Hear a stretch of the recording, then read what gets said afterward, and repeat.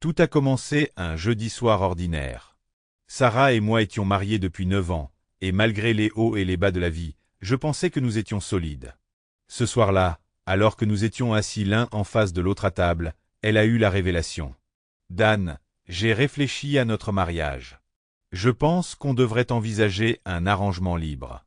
Je la fixais, la fourchette à moitié gelée. Un mariage ouvert? Répétai-je, comme si je l'avais mal entendu. Ma voix me semblait étrangère, même à moi. Elle hocha la tête d'un ton nonchalant, comme si elle suggérait de redécorer le salon. On est encore jeunes tous les deux.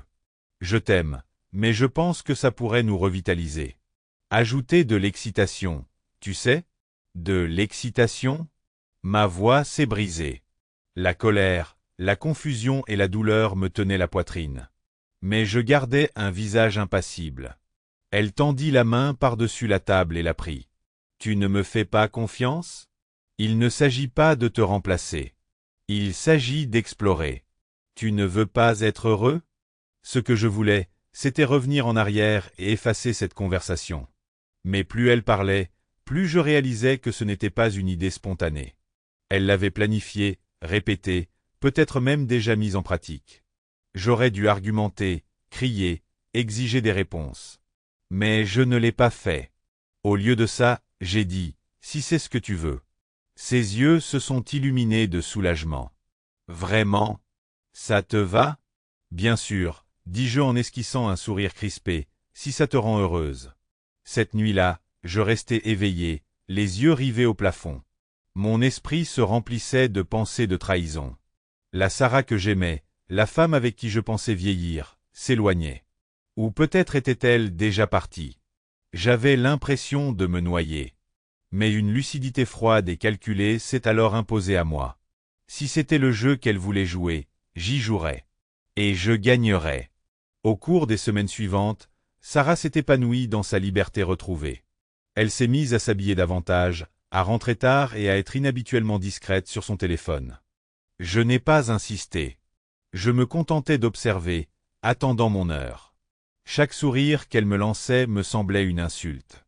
Chaque baiser était creux. Pendant ce temps, je travaillais sur mon propre plan. J'ai toujours été méthodique, ce qui m'a bien servi en tant qu'ingénieur. Mais maintenant, j'utilisais cette précision pour démanteler la vie que Sarah croyait avoir. J'ai d'abord consulté un avocat. Discrètement, discrètement. Je voulais comprendre mes droits, nos biens et la meilleure façon de me protéger. L'avocat s'est montré compréhensif, presque paternel. Il m'a donné une liste de mesures à prendre pour me protéger financièrement et juridiquement avant toute démarche. Ensuite, j'ai commencé à tout documenter. Ces sorties nocturnes, les débits inexpliqués sur notre carte de crédit, les murmures au téléphone qu'elle pensait que je n'entendais pas. J'ai installé un traceur GPS sur sa voiture, une décision dont je ne suis pas fier, mais que je ne regrette pas. Cela a confirmé mes soupçons. Elle ne parlait pas seulement d'un mariage ouvert. Elle en était déjà un. Quand je l'ai confrontée, j'avais tout ce qu'il me fallait. Mais la confrontation n'était pas mon objectif. Ce n'était qu'une étape. Un vendredi soir, alors que Sarah s'apprêtait à sortir, je lui ai demandé nonchalamment « Où vas-tu ce soir ?» Elle a hésité une seconde. « Sortie avec des amis. » « Quels amis ?» Elle se tourna vers moi, l'agacement se lisant sur son visage. « Qu'est-ce que ça peut bien te faire ? On était d'accord, tu te souviens ?» Je souris, me levai et marchai vers elle. « Tu as raison. On était d'accord. Je suis juste curieux. » Sa posture s'est détendue. Elle a même souri en retour. « Dan, c'est bon pour nous. Tu verras. J'en suis sûr. » Le soir même, après son départ, j'ai fait mes valises et emménagé dans une location de courte durée que j'avais réservée une semaine plus tôt. Je n'ai laissé aucun mot, aucune explication. Juste mon alliance sur le comptoir de la cuisine. Le lendemain matin, mon téléphone explosait de messages et d'appels manqués. La voix affolée de Sarah a envahi ma boîte vocale, alternant entre colère, confusion et désespoir. Je les ai ignorés. J'ai préféré appeler l'avocat. Il était temps de mettre le plan à exécution. Au cours des semaines suivantes, j'ai demandé le divorce, gelé nos comptes joints et retiré sa qualité de bénéficiaire de mon assurance vie.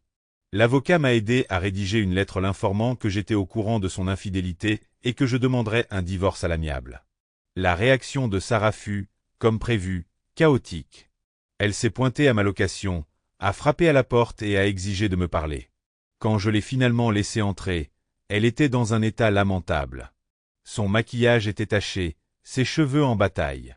On aurait dit une étrangère. « Tu ne peux pas faire ça » hurla-t-elle. « Tu as accepté, Dan. »« J'ai accepté de te laisser heureux, » dis-je froidement, « mais j'en ai assez d'être malheureux pour que ça arrive. » Elle s'affala sur le canapé, le visage décomposé. « Je ne voulais pas que ça aille si loin.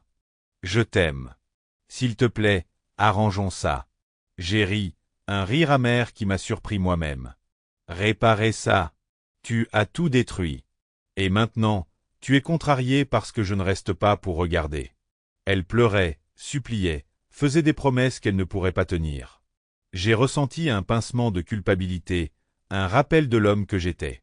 Mais j'ai repoussé cette pensée. « Les papiers sont chez mon avocat, » ai-je finalement dit. « Signez-les et ça peut vite se terminer. Combattez-moi et ça va mal tourner. » Sarah ne m'a pas facilité la tâche, bien sûr. Elle a traîné les pieds, a essayé de me manipuler, et a même fait appel à mes amis et à ma famille pour me culpabiliser. Mais j'ai tenu bon. Chaque jour qui passait me sentait plus légère, plus libre. Pour la première fois depuis des années, je vivais pour moi-même. Mais ma vengeance n'était pas encore accomplie. Sarah était fière de son apparence. Aux yeux du monde extérieur, nous formions le couple parfait. Nos amis enviaient notre stabilité, et sa famille m'adorait. J'ai donc décidé de leur dire la vérité.